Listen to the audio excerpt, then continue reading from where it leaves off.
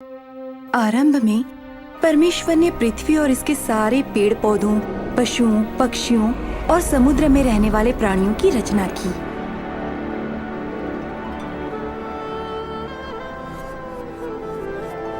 मिट्टी से उन्होंने पहले आदमी को बनाया और उसके नथनों में जीवन का श्वास फूंका। पहला आदमी आदम कहलाया। परमेश्वर ने कहा, आदमी के लिए अकेला रहना अच्छा नहीं, मैं इसके लिए एक योग्य साथी बनाऊंगा। इसलिए परमेश्वर ने आदम की एक पसली ली और उससे उन्होंने स्त्री की रचना की, जिसका नाम हव्वा था।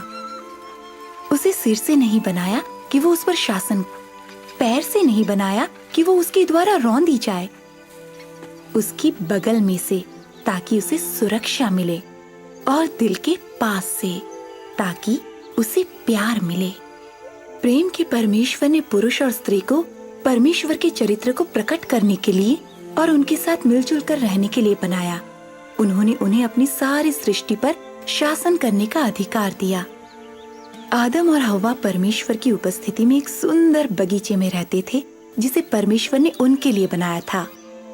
परमेश्वर उनके साथ बाग में घूमते थे और बात करते थे, और वहाँ कोई दुख नहीं था, शोषण नहीं था और मृत्यु भी नहीं थी। परमेश्वर ने आदम से कहा, तू बाग के सब वृक्षों के फल खा सकता है, सिवाय भले या बुरे ज्ञान के वृक्ष के फल के। अगर तू उसका फल खाएगा तो अवश्य मर जाएगा।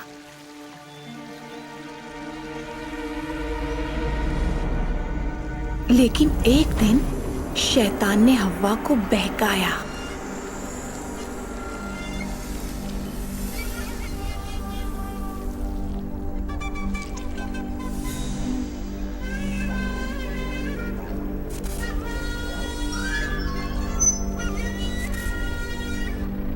उसने फल तोड़ा और उसे खाया, और उसका कुछ हिस्सा अपने पति को भी दिया, और उसने भी खाया।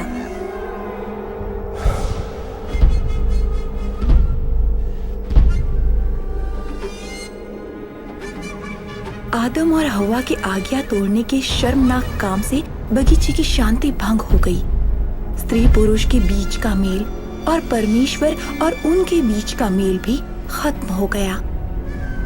आदमी को एक पीड़ादायक जीवन जीने का श्राप मिला, और स्त्री को संतान उत्पन्न करते समय की पीड़ा सहने का और पति द्वारा शासित होने का श्राप मिला।